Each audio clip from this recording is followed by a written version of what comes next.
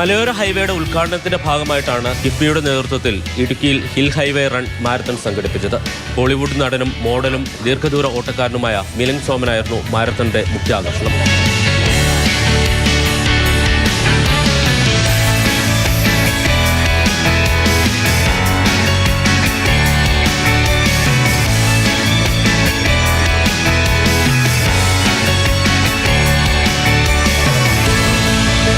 Kuttikkanam Marian കോളേജിൽ രാവിലെ 7 മണിക്ക് മന്ത്രി Roshy Augustine marathon flag off ചെയ്തു.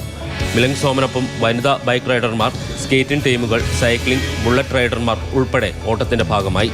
ചപ്പാത്ത് വരെയുള്ള 20 കിലോമീറ്റർ ദൂരം 2 മണിക്കൂർ കൊണ്ട് മിലിന്ദ് സോമനും സംഘവും ഓടിത്തീർത്തു.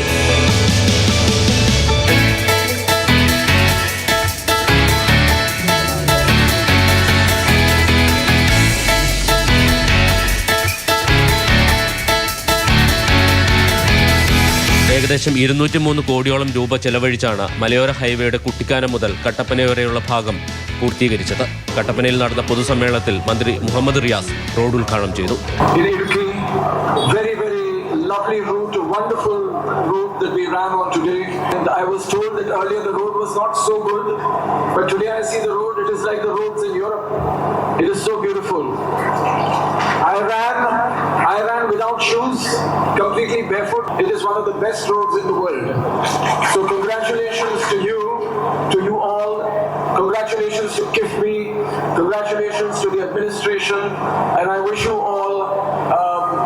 all would run on this road.